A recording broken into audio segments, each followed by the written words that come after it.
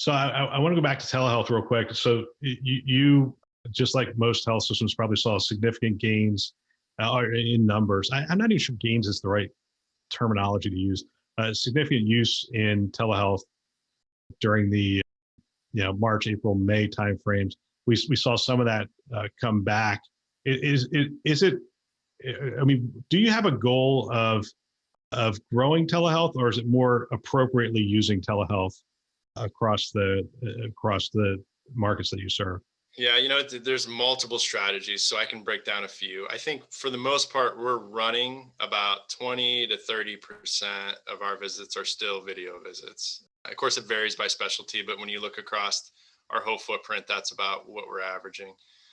I think as long as reimbursement parity sticks, which obviously varies by state, the feds have been pretty supportive of keeping that in place. I think the video visit percentages will stay in that 30% range.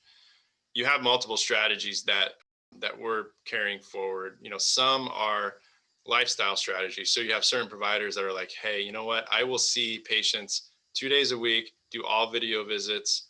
I can be home with my kids, and then I'll be in the office 2 days a week. And what that allows us to do is, introduce more physicians into the same footprint physically.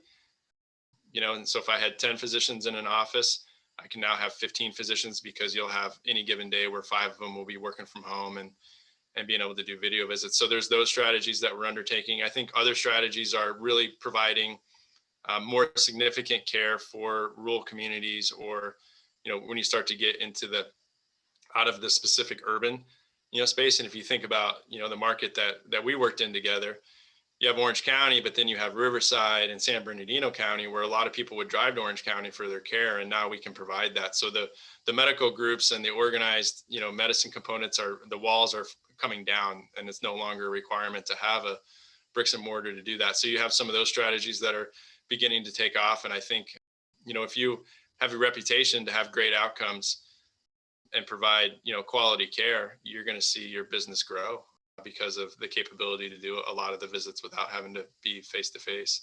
And of course, people are more than happy to do like 2 or 3 visits. And then if they need to come in for a physical exam and go through, the parts that you have to do in person, people are very willing to do that. You